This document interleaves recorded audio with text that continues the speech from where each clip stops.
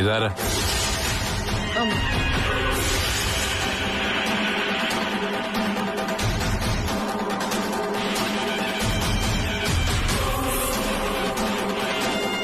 എന്താ, ആരാന്നറിയില്ലേ?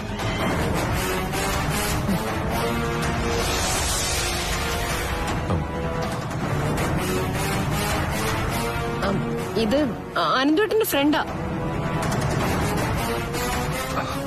അതെ, ഇതുവഴി പോയപ്പോ സംഭവങ്ങളൊക്കെ അറിഞ്ഞുകൊണ്ട് കയറിയതാ. വീട്ടിനകത്ത് മാളിനെ ഒളിപ്പിച്ചിട്ട് നിങ്ങളൊക്കെ എന്തിനാ ഓരോരോ കഥകൾ ഉണ്ടാക്കുന്നത്? ഞങ്ങൾ ആരെയും ഇവിടെ ഒളിപ്പിച്ചിട്ടില്ല. മോള് പോയിട്ട് ഇത്രയും സമയമായി, ഇനിയും വന്നിട്ടില്ലെങ്കിൽ എന്തോ ആപത്ത് സംഭവിച്ചു എന്നുള്ള കാര്യം ഉറപ്പാ. അങ്ങനെ സംഭവിച്ചെങ്കിൽ അവളുടെ മനസ്സിനെ ഏത് നേരം ചൂടുപിടിപ്പിക്കുന്ന ഏട്ടത്തി തന്നെയാ അതിനൊക്കെ കാരണക്കാരി. ഇനിയിപ്പോ എല്ലാം എന്റെ തലയിലേക്ക് കെട്ടിവെക്കടാ. ഞാൻ നേരത്തെ വീട്ടിലേക്ക് വന്നപ്പോ നീ എന്നെ തല്ലില്ലെന്നേ ഉള്ളൂ. ആ, എന്നാ പിന്നെ നിങ്ങൾ സംസാരിക്കും, ഞാൻ പോയിട്ട് വരാം. വേണ്ട, ഞാൻ പോയിക്കോളാം. നമ്മളെ കുടുംബത്തിൽ നിന്ന് ഒരാളെ കാണാതാവുമ്പോ പരസ്പരം പഴിചാരി സ്വന്തം കാര്യം ന്യായീകരിക്കാതെ പോയി അന്വേഷിക്കുക വേണ്ടത്. നിന്റെ ഭാര്യ എല്ലാത്തിനും കാരണം. എന്നിട്ട് എല്ലാം എന്റെ തലയിൽ കെട്ടിവെക്കാൻ നോക്കുക. കാരണം എന്താണെന്നൊക്കെ മാള് തിരിച്ചു വന്നാലേ പറയാൻ പറ്റൂ.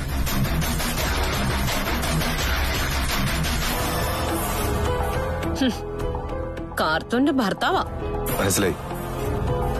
മാളു ഇവിടെ ഉണ്ടോന്ന് തിരക്കി വന്നതാ. ഇവിടെ ഇല്ലെങ്കിൽ ഇനി വരില്ലെന്ന് ഉറപ്പിക്കാലോ. അപ്പൊ അവളുടെ സ്വത്തും കൂടെ അവനും അവന്റെ ഭാര്യയ്ക്കും കിട്ടും. ഇതുപോലെ സ്വത്ത് മോഹിക്കുന്ന രണ്ടെണ്ണത്തെ ഞാൻ എന്റെ ജീവിതത്തിൽ ഇതുവരെ കണ്ടിട്ടില്ല. നിങ്ങളുടെ കുടുംബകാര്യത്തിൽ ഞാൻ അഭിപ്രായം പറയുന്നത് ശരിയല്ല. ഒരുപാട് കാലങ്ങൾക്ക് ശേഷമാണ് മോളൊരു അമ്മയാവാൻ പോകുന്നത്.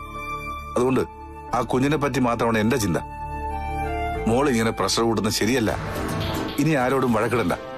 അമ്മ വന്ന അമ്മയോട് തട്ടിക്കറാനും നിൽക്കണ്ട. മനസ്സിലായോ? ആ, മഞ്ജുവിനെ ശരിക്കും ശ്രദ്ധിക്കണം അനന്തു. അതാണ് ഇപ്പോഴത്തെ സ്റ്റേജ്. ശരി ഡോക്ടർ.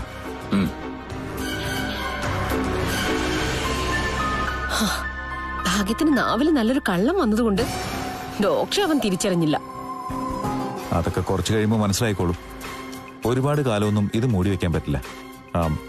നമ്മുടെ വിഷയം അതല്ല. മാളു എവിടെ പോയിന്നാ?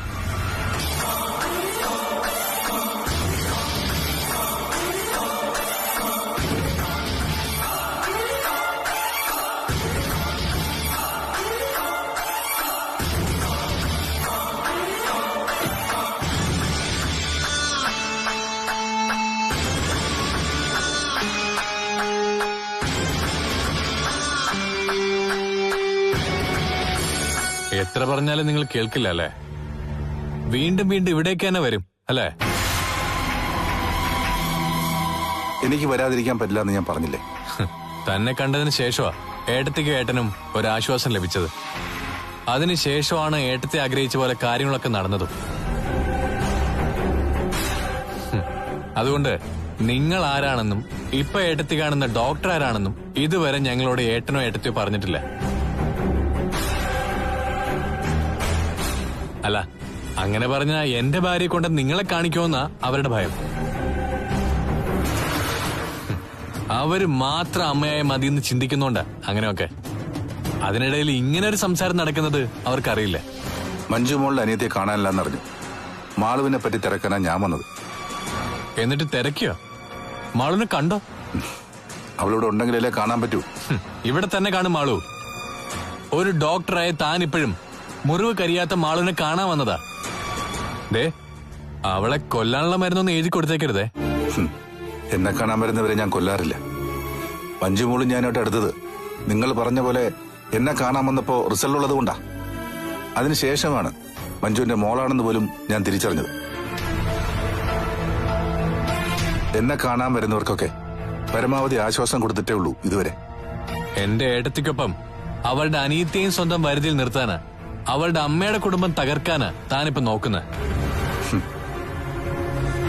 ഇതുപോലെയൊക്കെ നിങ്ങൾ എപ്പോഴും സംസാരിക്കുന്നുണ്ടല്ലോ വരുൺ. അതുകൊണ്ട് എനിക്കെന്താ നേട്ടം? സ്നേഹിച്ച പെൺകുട്ടിയെ നിഷ്കരണം തള്ളിക്കളഞ്ഞപ്പോ തനിക്ക് എന്ത് നേട്ടം ഉണ്ടായേ? പിന്നെ എന്തിനായിരുന്നു താൻ?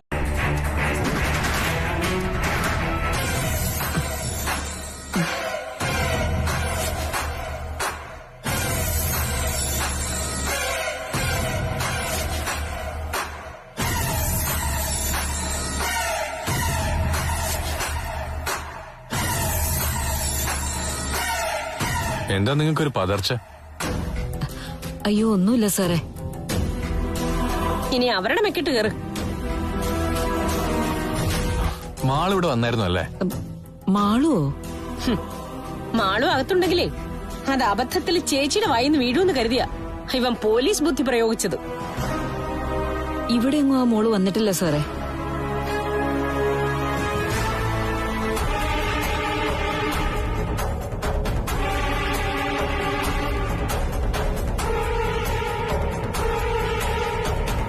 അവനും അവന്റെ ഭാര്യയും എന്റെ അമ്മയും കൂടി മാളുവിനെ എന്തോ ചെയ്തിട്ട് നമ്മുടെ തലയിൽ കുറ്റം കെട്ടിവെക്കാനായിട്ട് വന്നിരിക്കുക. അനിയത്തെ കാണാനില്ലെന്ന് പോലീസ് സ്റ്റേഷനിൽ ചെന്ന് പറ മോളെ.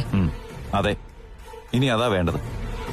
ആരും പോലീസിനോട് ഈ വിവരം പറയുന്നില്ലെങ്കിൽ നമ്മൾ ഇതവരെ അറിയിക്കണം. ഏതായാലും ഞാൻ ഒന്നുകൂടെ പോകുന്നുണ്ട് അങ്ങോട്ട്. എന്റെ അമ്മയെ വലിച്ചു കീറാനുള്ള ദേഷ്യമുണ്ട് എനിക്കിപ്പോ.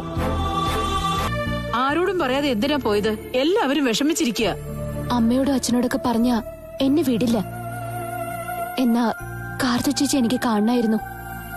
അതുപോലെ തന്നെ കാർത്തു ചേച്ചിയോട് ചെയ്ത തെറ്റിനൊക്കെ നാഗദൈവങ്ങളോട് മാപ്പ് പറയണമായിരുന്നു. മോളൊന്നും പറഞ്ഞിരുന്നെങ്കിൽ ഞാൻ വന്ന് കൂട്ടിക്കൊണ്ടു വരുമായിരുന്നല്ലോ. ഒന്നും ആലോചിച്ചില്ല. അതിരാവിലെ തന്നെ ഞാൻ പുറപ്പെട്ടു. എന്നാലും വലിയ സാഹസമാ കാണിച്ചത്. അതിലും വലിയ സാഹസങ്ങളൊക്കെ ഞാൻ കാണിച്ചു അമ്മായി. മഞ്ജു ചേച്ചി ആദ്യം കാർത്തു ചേച്ചിയെ കൊല്ലാൻ ശ്രമിച്ചു. ഇപ്പൊ ഞാനും. എല്ലാവരും സംശയിക്കുന്നത് ശരി തന്നെ. മത്താപ്പൂവില് വെടിമരുന്ന് നിറച്ച് കാർത്തു ചേച്ചിയെ കൊല്ലാൻ തന്നെ ഞാൻ ശ്രമിച്ചത്. അതിനുള്ള ഫലമാ എനിക്ക് കിട്ടിയത്. ഇപ്പോഴെങ്കിലും തെറ്റ് സമ്മതിച്ചല്ലോ.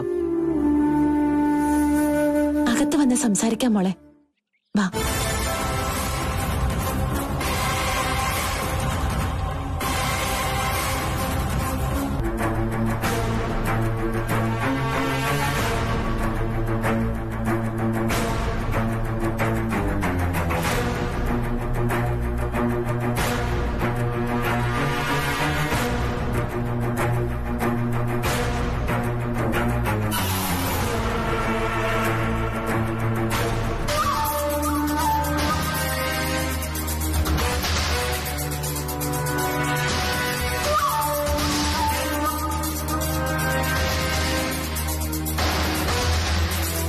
നാഗക്ഷേത്രത്തിൽ പോയിട്ട് മാളു ഇങ്ങോട്ടാ വന്നത്.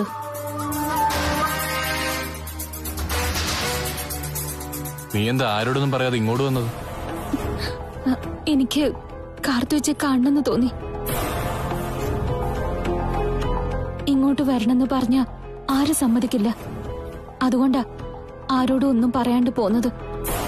ഇവിടെ എത്തിയ ശേഷം എല്ലാവരോടും വിവരം പറഞ്ഞോ? ആരെയും മാളു വിളിച്ചില്ല. അവരൊക്കെ തീ തിന്ന് കഴിയ. ഏട്ടത്തി എടുത്ത് നീ കാണുന്നായിരുന്നു എല്ലാവരുടെയും വിചാരം. ഞാൻ അവിടെ ചെന്ന് അകത്തേക്ക് നോക്കി. ഏട്ടത്തിയോട് വഴക്കിടുകയും ചെയ്തു. എന്തിനാ മറ്റുള്ളവരെ ഇങ്ങനെ ടെൻഷനാക്കുന്നത്? സോറി അരുണേട്ടാ.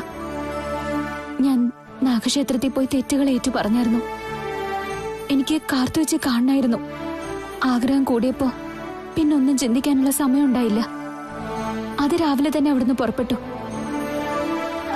ചേച്ചിയുടെ കാലില് വിഷം കുത്തിവെച്ചത് മഞ്ജു ചേച്ചിയാ. അത് എന്റെ അറിവോടെയായിരുന്നു. അതുകൊണ്ടാ നാഗന്മാരുടെ മുന്നിൽ പോയി കണ്ണീരൊഴുക്കി പ്രാർത്ഥിച്ചത്. ഇത്രയൊക്കെ സങ്കടമുള്ള നീ പിന്നെ എന്തുകൊണ്ട് ഐസിയുവിൽ കാർത്തു വന്നപ്പോ ഇയാളോട് ദേഷ്യപ്പെട്ടത്? അങ്ങനെ സംഭവിച്ചു പോയി. അതിനിപ്പോ ഞാൻ ഒരുപാട് ദുഃഖിക്കുന്നുണ്ട്. നിനക്ക് വലിയൊരു സഹായം ചെയ്തു എന്ന് അറിഞ്ഞപ്പോ തോന്നാത്ത സിമ്പതി ഇപ്പൊ എന്താ ഇയാളോട് തോന്നാൻ കാരണമെന്നാ ഞാൻ ചോദിച്ചത്. അങ്ങനെ തോന്നി, അത്രേ ഉള്ളൂ. ചേച്ചിയും അനിയത്തിയും കൂടിയുള്ള നാടകമാണെങ്കിലോ? കാർത്തുവിനാരും വെറുക്കാൻ കഴിയില്ല, പ്രത്യേകിച്ച് മാളുവിനെ. അത് നമ്മൾ ഓർക്കണം. അച്ഛൻ പറഞ്ഞത് ശരിയാ. അല്ലെങ്കിൽ ഈ അവസ്ഥയില് അവള് ഇത്രയും ദൂരം യാത്ര ചെയ്ത് പോകേണ്ട ഒരു കാര്യമില്ലായിരുന്നു. എത്രയും പെട്ടെന്ന് മോള് പോയി അവളെ കൂട്ടിക്കൊണ്ടുവരണം.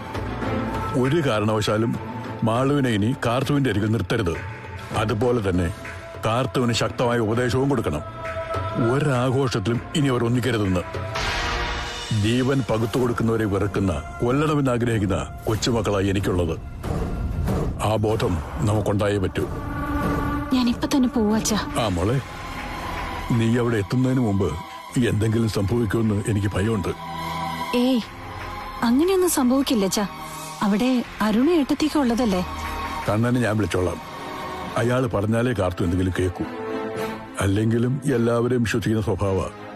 അതാ നമ്മൾ പേടിക്കേണ്ടത്. ഇത്രയും സമയം മാളുവിനെ കാണാത്ത വിഷമായിരുന്നു. ഇപ്പൊ കണ്ടപ്പോ അതൊരു ഭയമായി മാറിയല്ലോ അച്ഛാ. നമ്മൾ ജീവിച്ചിരിക്കുമ്പോ കാർത്തൂനൊന്നും സംഭവിക്കരുത്. അങ്ങനെ വന്ന അതുമൂലം ഉണ്ടാവുന്ന വേദനയും നഷ്ടമൊക്കെ അത് ഈ ജന്മം നികത്താൻ പറ്റില്ല. ഓർമ്മ വേണം. ഞാൻ ഇപ്പൊ തന്നെ റെഡിയായിട്ട് പോയിട്ട് വരാം. ഇപ്പൊ നീ പറഞ്ഞതുപോലെ ആശങ്ക എനിക്കുണ്ട് മോനെ. മുറിവ് പോലും കരിഞ്ഞിട്ടില്ല. അതിനു മുന്നെയാണ് ആരോടും ഒന്നും പറയാതെ അവൾ ഓടിപ്പോന്നത്. എന്നാ കാർത്തനോട് പറഞ്ഞ അവളും കേൾക്കില്ല. മാള് വന്ന് സന്തോഷത്തിലാ കാർത്തു.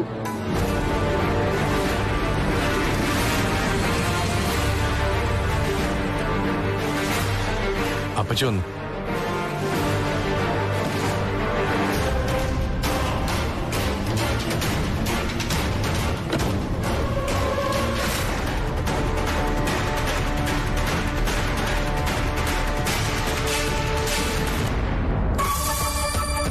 മാളവിടെ അകത്തുണ്ട് കാർത്തൂനൊപ്പം. ഞങ്ങൾ ആകെ സംശയത്തില ദേവേ. പെട്ടെന്ന് ഇങ്ങനെ കാർത്തൂനെ മാളു സ്നേഹിക്കാൻ ഒരു കാരണവുമില്ല. ഏട്ടത്തി പറഞ്ഞത് ശരിയാ. ഞാനും അച്ഛനും ഒക്കെ ആ സംശയത്തിൽ തന്നെ. നാഗക്ഷേത്രത്തിൽ തൊഴുതിട്ടാ മാളു വന്നത്. നന്നായി പ്രാർത്ഥിച്ചെന്നും പറഞ്ഞു. മണിക്കൂറുകളോളം. അതുകൊണ്ടാ വൈകിയത്. പിന്നിൽ നിന്ന് കളിക്കുന്നത് എന്റെ മൂത്ത മോളാണോന്ന് പറയാൻ പറ്റില്ല മോനെ.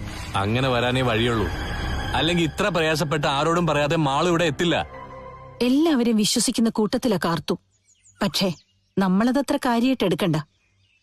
എന്റെ മക്കളെ എനിക്ക് പേടിയായിപ്പോ. കരള് ദാനം ചെയ്തതിന്റെ സ്നേഹമാണെങ്കിൽ അന്ന് ഹോസ്പിറ്റലിൽ വെച്ച് അത് പ്രകടിപ്പിക്കണമായിരുന്നു. അതുണ്ടായില്ല. ഇപ്പോഴത്തെ അവസ്ഥയില് മാളുവിനെ ഒന്നും പറയാൻ പറ്റില്ല. കാർത്തുവിന്റെ കരള് സ്വീകരിച്ചതുപോലും അപമാനമായി കരുതുന്ന അവള് ഇനി എന്തും ചെയ്യാൻ മടിക്കില്ല. എടാ, അവൾക്കോ അവളുടെ ചേച്ചിക്ക് ഒരിക്കലും കാർത്തൂനെ സ്നേഹിക്കാൻ പറ്റില്ല. ഒരു തരത്തിലും ആ കൊച്ചു പോകുന്നില്ലെന്ന് മാത്രമല്ല, ആരും ചെയ്യാത്ത സഹായമാ ചെയ്തു കൊടുത്തേ.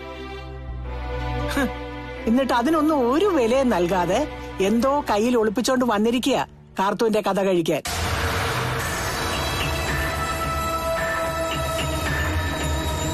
അമ്മ പറയുന്നതിലും കാര്യമുണ്ട് കണ്ണേട്ടാ.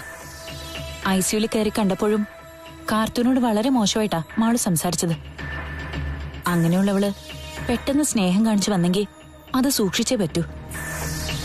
നിങ്ങളുടെ അതേ സംശയം എനിക്കുണ്ട്. ആ, എന്നാ സംശയമായിട്ട് ഇവിടെ ഇരിക്കാതെ ആ കൊച്ചിനെ അവിടുന്ന് പറഞ്ഞു വിടാൻ അരുണിനോട് പോയി പറ. കണ്ണേട്ടന് ഇവിടെ കുറച്ച് ഗൗരവത്തിൽ സംസാരിച്ചേ പറ്റൂ. മാളു അവിടെ വന്ന് നിൽക്കുമ്പോ എന്തൊക്കെ പറഞ്ഞാലും നമുക്ക് മനസ്സമാധാനം കിട്ടില്ല. അവിടെ ആരുണ്ട്? അപ്പച്ചിയൊക്കെ വന്നിട്ടുണ്ടേ. അതുകൊണ്ട് മാളൂനെ ഉടനെ അവരെ കൂട്ടിക്കൊണ്ടുപോയിക്കോളും. എങ്കിലും നമ്മുടെ ആശങ്ക അവരെ അറിയിക്കണം കണ്ണേട്ടാ.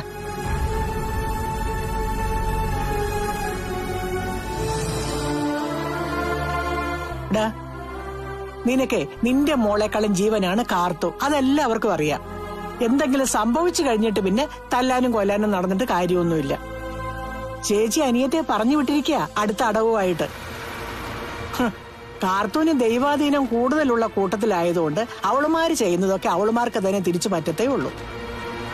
എന്നാലും പാമ്പ് വിഷം കൊടുത്തതൊക്കെ ഓർമ്മ വേണം. അന്നേ തലനാരിഴയ്ക്ക മരണം അകന്നു പോയത്. ഈ അവസ്ഥയിലും ഇത്ര കഷ്ടപ്പെട്ട് മാളൂടെ എത്തിയതാ എല്ലാരും പേടിക്കാൻ കാരണം. അങ്ങനെ ഒരു ഭയം ഞങ്ങൾക്കുണ്ട് കണ്ണേട്ടാ. അവള് പക്ഷെ കാർത്തൂനെ ഒരുപാട് സ്നേഹിക്കുന്നുണ്ട്. അത് അഭിനയമായിരിക്കില്ല അരുൺ. നമ്മളിത് എത്ര കണ്ടതാ, അനുഭവിച്ചതാ. ഇപ്പോഴും വലിയൊരു ദുരന്തത്തിൽ നിന്ന് കരകയറിയിട്ടില്ല. കണ്ണു വന്നായിരുന്നോ? കണ്ണേട്ടനാകെ അപ്സെറ്റാ. അത് തെറ്റാണെന്ന് പറയാൻ പറ്റുമോ അരുൺ അപ്പച്ചയ്ക്ക്? വലിയൊരു സഹായം ചെയ്തിട്ട് പോലും ഒരു നന്ദി വാക്ക് പോലും പറയാത്ത കൂട്ടത്തിലാ മാളു. സഹായം സ്വീകരിച്ചതേ അപമാനമാണെന്ന് കരുതുന്ന കൂട്ടത്തിലാ. കണ്ണനോടൊപ്പം തന്നെ ഞങ്ങളും. ചേച്ചിയുടെ ഉപദേശം സ്വീകരിച്ച് അനീതി വന്നെന്നാ ഞങ്ങളൊക്കെ വിശ്വസിക്കുന്നേ. അല്ലാന്ന് മോൾ ആവർത്തിക്കുന്നുണ്ടെങ്കിലും അത് സത്യമാണെന്ന് ഞാൻ കരുതുന്നില്ല. 2 ദിവസമായിട്ട് മാളു ആരോടും മിണ്ടുന്നു പോലും ഉണ്ടായിരുന്നില്ല. എന്തൊക്കെയോ തീരുമാനിച്ചുറപ്പിച്ച പോലെയായിരുന്നു അവളുടെ മട്ടും ഭാവമൊക്കെ. മാളുവിനെ സഹായിച്ചപ്പോ കാർത്തൂനെ പോലെ തന്നെ സന്തോഷിച്ച കൂട്ടത്തില ഞാൻ. അത് നല്ല കാര്യമാണെന്ന് പറഞ്ഞവനാ. എന്നാൽ ഇവിടെ അതിന് കഴിയുന്നില്ല.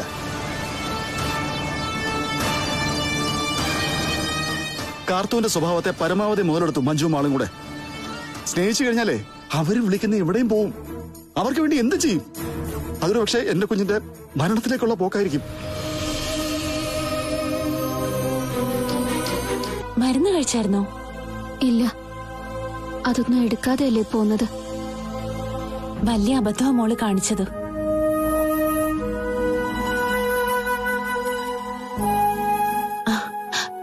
കണ്ണേട്ടൻ വന്നോ? വലിയൊരു സാഹസ മോള് കാണിച്ചത്. എല്ലാവരും കുറ്റപ്പെടുത്തി. ഇനി കണ്ണേട്ടൻ കൂടെ വേണ്ട. എന്നാലും പറയേണ്ടത് പറയണ്ടേ മോളെ? നമ്മൾ എന്തെങ്കിലും ചെയ്യുമ്പോഴേ നമ്മളെ സ്നേഹിക്കുന്നവരുടെ മുഖം കൂടി ഓർക്കണം. മോളെ കാണാതാവുമ്പോ മോളുടെ അച്ഛനും അമ്മയും ബന്ധുക്കളും അനുഭവിക്കുന്ന വേദനയും ഭയവും ഉണ്ടല്ലോ, അത് തിരിച്ചറിയാനുള്ള ബോധം മോക്ക് വേണം. മറ്റുള്ളവരുടെ വേദന ഉൾക്കൊള്ളാൻ കഴിഞ്ഞാലേ അതിനൊക്കെ പറ്റൂ. കണ്ണേട്ടനൊന്ന് നിർത്ത്. എന്നെ കാണാനുള്ള കൊതി കൊണ്ടാ മാളു ഓടി വന്നത്. അതൊരിക്കലും കാർത്തേച്ചിയുടെ കണ്ണേട്ടൻ വിശ്വസിക്കില്ല. വിശ്വസിക്കാൻ മാത്രം ഇവിടെ ഇപ്പൊ ഒന്നും ഉണ്ടായില്ലല്ലോ.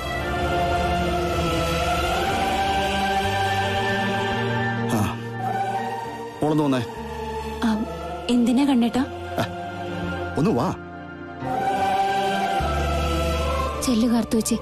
വാ മോളെ. പോയിട്ട് വരാം മോളെ.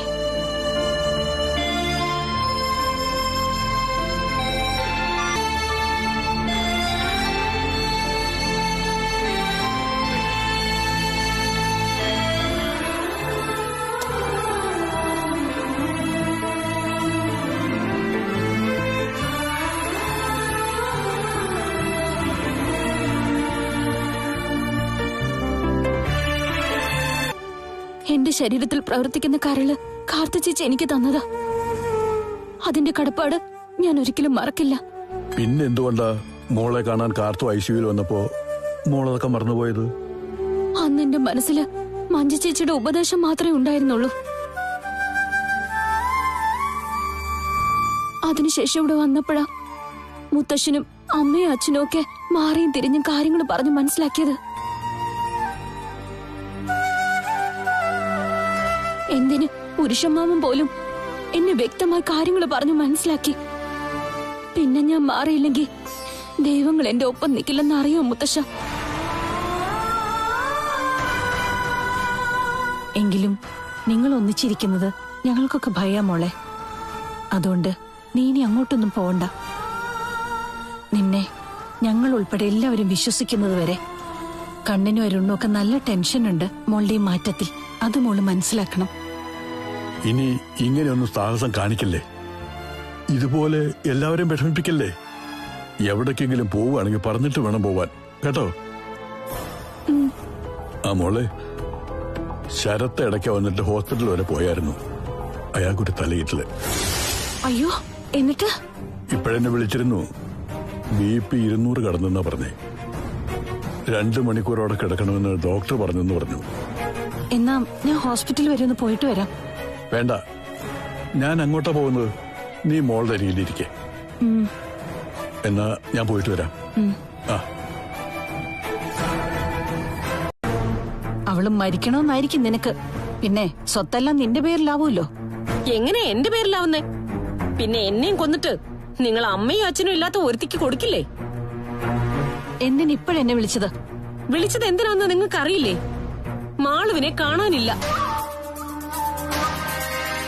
എന്നിട്ട് ഒരു കൂസലും ഇല്ലാതെ വീടിനകത്ത് കയറിയിരിക്കുക. അവളെ പറ്റി എന്തെങ്കിലും വിവരം കിട്ടിയോ? അന്വേഷിക്കാവുന്നിടത്തൊക്കെ അന്വേഷിച്ചു. ഒരു വിവരവും കിട്ടിയില്ല. ഞാനും അനന്തേട്ടനും കൂടി ഇത് പോലീസിൽ കംപ്ലൈന്റ് ചെയ്യാൻ പോവാ. ഞങ്ങൾ പോലീസിൽ പരാതിയൊക്കെ കൊടുത്തു. ഏതെങ്കിലും റെയിൽവേ ട്രാക്കിലോ കായൽ തീരത്തോ നോക്കാൻ ഞാൻ പറഞ്ഞല്ലോ. അജ്ഞാത ജഡത്തെ പറ്റി എന്തെങ്കിലും വിവരം വന്നാ മോർച്ചറി പോയി നോക്ക്.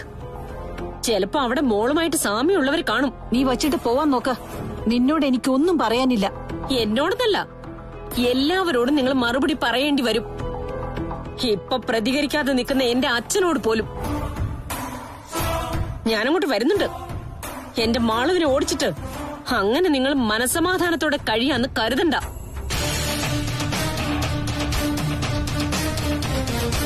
അവർക്ക് മാള് പോയതിന്റെ ഒരു വിഷമവും ഇല്ല എന്തുവേട്ടാ. മാള് ഇതുവരെ വന്നില്ല അല്ലേ? ഇല്ലാന്നേ. പോലീസിൽ കംപ്ലൈന്റ് കൊടുത്തു എന്നൊക്കെ പറഞ്ഞു. പക്ഷെ അത് എനിക്കങ്ങോട്ട് വിശ്വസിക്കാൻ പറ്റുന്നില്ല. നമുക്ക് ഏതായാലും ഒരു പരാതി കൊടുക്കണം. ഇന്നൂടെ മാളു വന്നില്ലെങ്കിൽ. ഇത്രയും നേരമായിട്ട് കാണാത്ത സ്ഥിതിക്ക് മാളുവിന് കാര്യമായിട്ട് എന്തോ സംഭവിച്ചിട്ടുണ്ട് മഞ്ജു. അത് ഉറപ്പല്ലേ? മക്കളെ കൊല്ലുന്ന അമ്മ മരിക്കണേന്ന ഇപ്പൊ എന്റെ പ്രാർത്ഥന. അവരെ പോലൊരമ്മയെ ഈ ലോകത്ത് ആർക്കും കിട്ടരുത്. ഇവിടുത്തെ കൃഷി ഓഫീസർ അവളുടെ ഭർത്താവല്ലേ? എന്റെ പൊന്നുമോനെ, ഇനിയിപ്പം വാശിയും വൈരാഗ്യം മനസ്സിൽ വെച്ചോണ്ടിരുന്നിട്ട് വല്ല കാര്യം ഉണ്ടോടാ? കാർത്തു ഇപ്പൊ ഭയങ്കര സ്ഥിതിയിലാ. പവിത്രയും കണ്ണനും അതുപോലെ തന്നെ നല്ല സ്ഥിതിയിലാ ഇപ്പൊ ജീവിക്കുന്നത്. സത്യം പറഞ്ഞ ഈ കൃഷി ഓഫീസർ അരുണിന് കിട്ടുന്നതിനേക്കാൾ കൂടുതൽ കാശ് പവിത്രയും കണ്ണനും കൂടെ ഉണ്ടാക്കുന്നുണ്ട്. പശുക്കളുണ്ട്, തട്ടുകടയിൽ നല്ല തിരക്കാ. അതിന്റെ കൂടെ ഏക്കർ കണക്കിന് കൃഷിഭൂമിയും. ഏതായാലും ഞാൻ അങ്ങോട്ടില്ല. എടാ, നീ വെറുതെ പുറത്ത് നിന്നാ മതി. ഞാൻ അകത്ത് പോയി അരുണിനെ കണ്ട് വിത്തുകളൊക്കെ വാങ്ങിച്ചോണ്ട് വരാം. എന്നോടിപ്പോ വലിയ ദേഷ്യമൊന്നും ഇല്ല പുള്ളിക്കാരന്. എടാ പിന്നെ അരുൺ സദാസമയം ഓഫീസിൽ ഇരിക്കത്തില്ല. അങ്ങനെയാണെങ്കിൽ നിനക്ക് അകത്തോട്ട് കയറി വരികയും ചെയ്യാവല്ലോ. എനിക്ക് ഈ വിത്തൊന്നും കണ്ട നല്ലതാണോ മോശമാണെന്നൊന്നും അറിയില്ല. അതാ നിന്റെ കുഴപ്പം. നല്ലതും ചീത്തയും തിരിച്ചറിയാനുള്ള കഴിവില്ല. എന്തായാലും ഇന്ന് മോൻ ചിലതൊക്കെ അറിയാൻ പോകുക. അല്ല എടാ മോനെ, വിത്തിന്റെ കാര്യമാണ് ഞാൻ പറഞ്ഞത്. ഇവിടുന്ന് കൃഷി ഓഫീസിലേക്ക് നല്ല ദൂരമില്ലേ? ഓ, എന്തോന്ന് ദൂരം. ഒരു 2-2.5 കിലോമീറ്റർ. സൈക്കിൾ എടുത്ത് ആഞ്ഞൊന്ന് ചവിട്ടിയാ പെട്ടെന്ന് എത്താം.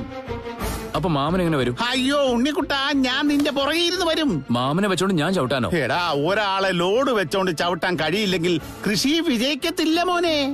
കുറച്ച് വിത്ത് വാങ്ങി പറമ്പിൽ നടണമെന്ന് ഞാനും ചിന്തിച്ചതാ. അത് കൃഷി ഓഫീസിൽ നിന്നാകുമ്പോ പിന്നെ പേടിക്കാൻ ഒന്നുമില്ല. നല്ല ഗുണനിലവാരമുള്ള വിത്തായിരിക്കും. ആ അരുണ് കണ്ട നാണക്കേടാ. എടാ, കാണത്തില്ല. നീ അവിടെ എവിടെയെങ്കിലും മാറി നിന്നാ മതി. നീ ഇങ്ങനെ ഉണ്ണി ഇവിടുന്നൊന്നും മാറുമ്പോ എന്നെ ഇങ്ങനെ വിളിച്ചു വരുന്നത് ശരിയല്ല വിജിതേ. ശരിയല്ല എന്ന് പറഞ്ഞ എനിക്ക് ദീപേട്ടനെ കാണാൻ വേറെ മാർഗമില്ല. പുറത്തു വെച്ച് നീ കാണുന്നില്ലേ? എവിടെ കാണുന്നു? ഞാനൊരു 10 വട്ടം വിളിക്കുമ്പോ ഒരു തവണ കാണാന്ന് പറയും. ഇടി ജോലി തിരക്ക. ഏത് നേരവും തട്ടുകടയില്ല, ബാക്കി സമയം പറമ്പിലും. അന്യർക്ക് വേണ്ടി ഇങ്ങനെ ജീവിച്ചിട്ട് എന്താ പ്രയോജനം? ഞാൻ ജീവന് തുല്യം സ്നേഹിക്കുന്നവർക്ക് വേണ്ടി ചോര നീരാക്കാൻ എനിക്ക് സന്തോഷമേ ഉള്ളൂ. പക്ഷേ ഇവിടെ വെറുതെ അല്ല ഞാൻ ഓരോന്ന് ചെയ്യുന്നത്. ദേ, വേണ്ടാന്ന് പറഞ്ഞിട്ടും ചെയ്യുന്ന ജോലിക്ക് കൂലി തരുന്നുണ്ട്. അതുപോലെ തന്നെ വിളവെടുപ്പ് കഴിഞ്ഞാൽ നല്ലൊരു തുക കണ്ണേട്ടൻ തരുമെന്നുള്ള കാര്യം എനിക്ക് ഉറപ്പാണ്. പിന്നെ എനിക്കത് ആവശ്യമില്ല. എന്നാലും കണ്ണേട്ടനത് സമ്മതിക്കില്ല. ഞാൻ വേണ്ടാന്ന് തറപ്പിച്ചെങ്ങാനും പറഞ്ഞാലേ കണ്ണേട്ടൻ അതോടെ കൃഷിപ്പണിയങ്ങ് നിർത്തും.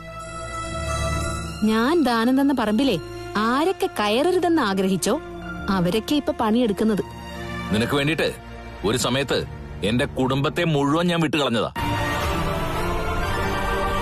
ഇന്നും ആ അകൽച്ച അതുപോലെ തന്നെ നിലനിൽക്കുക. അതിനുശേഷം എനിക്ക് കിട്ടിയ ബന്ധുക്കളാണ് എന്റെ കണ്ണേട്ടനും പപ്പേട്ടനും അരുൺ സാറും ഒക്കെ. എല്ലാം തുറന്നു പറഞ്ഞിട്ട് ഉണ്ണിയേട്ടനുമായിട്ടുള്ള ബന്ധം പിരിയട്ടെ. അതിനുശേഷം ദീപേട്ടന് എന്ന് ഇവിടെ വന്ന് താമസിക്കണമെന്ന് ഞാൻ പറയില്ല. ഇടയ്ക്കിടയ്ക്ക് ഇതുപോലെ വന്നാ മതി. അപ്പൊ ടെൻഷന്റെ ആവശ്യമില്ലല്ലോ. നീ എന്ന് ഉണ്ണിയെ ഉപേക്ഷിക്കുന്നു, പിന്നെ നീ എന്നെ കാണാനേ പോകുന്നില്ല.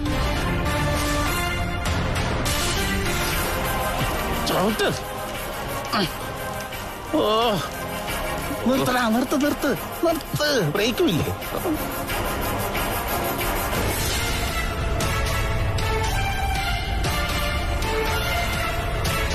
ദീപേട്ടാ, ദേ ഉണ്ണിയേട്ടൻ.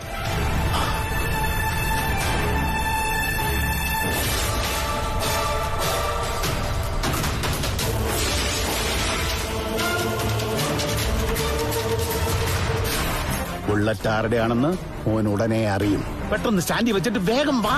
എടാ, വേഗം ഇറങ്ങും.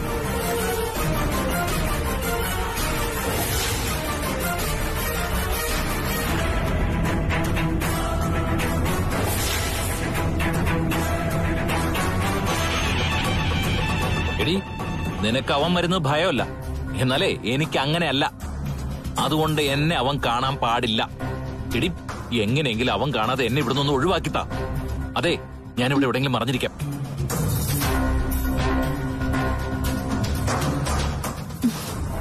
പോയിട്ട് 2 മണിക്കൂർ കഴിഞ്ഞ് വരത്തില്ലെന്ന് പറഞ്ഞിട്ട് കെട്ടിയെടുത്തിരിക്കോ.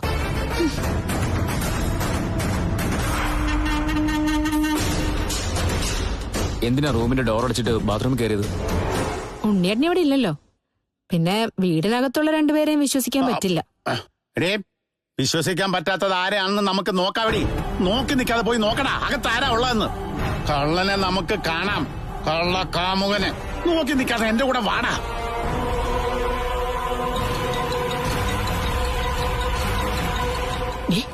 അവനുണ്ടോ അകത്ത്? ദീപൻ എടാ, അവനകത്ത് തന്നെ ഉണ്ടാകും. പക്ഷെ പിടിക്കപ്പെട്ടാലും അവക്കൊന്നുമില്ല. നീയാണ് അവളുടെ പ്രധാന തലവേദന. നിനക്ക് മാത്രമേ അതറിയാത്തതായുള്ളൂ. മാമൻ കിടന്ന് ചിലക്കാതെ. ഞാൻ ചിലക്കുന്നില്ല, നീ വാ.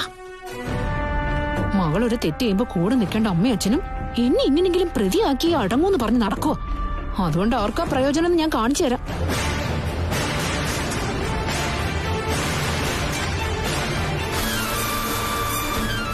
അവൻ ബാത്റൂമിലും ഇല്ല, കട്ടിലടിയിലും ഇല്ല. പിന്നെ ഇവൻ എവിടെ പോയി? ഒലിച്ചുപോയി. മാമന് ഭ്രാന്താ. എടാ മോനെ, അവന്റെ ബുള്ളറ്റ് നമ്മുടെ റോഡിലുണ്ടെങ്കിൽ അവൻ ഇതിനകത്ത് തന്നെ ഉണ്ട്. ദേ, എന്റെ നാവിൽ വേണ്ടതൊക്കെ വരുന്നുണ്ട്. ഇതുവരെ ഞാനൊന്നും വിളിച്ചിട്ടില്ല, ഇനി എന്നെ കൊണ്ട് വിളിപ്പിക്കരുത്. അവനുണ്ടല്ലോ അടവുകൾ പയറ്റിയവനാ. പല്ലിയെ പോലെ എവിടെയെങ്കിലും പറ്റിപ്പിടിച്ചിരുന്ന് കളയും. പറ്റിപ്പിടിച്ചിരിപ്പുണ്ടോ നോക്ക്, വെറുതെ മനുഷ്യനെ ബുദ്ധിമുട്ടിക്കാണ്ട്. അവൻ പിന്നെ എവിടെ പോയോ എന്തോ.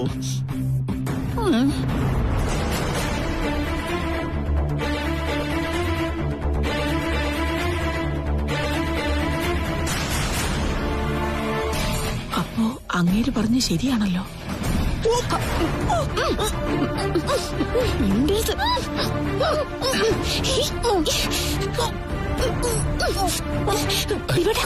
അവർ കണ്ടായിരുന്നു.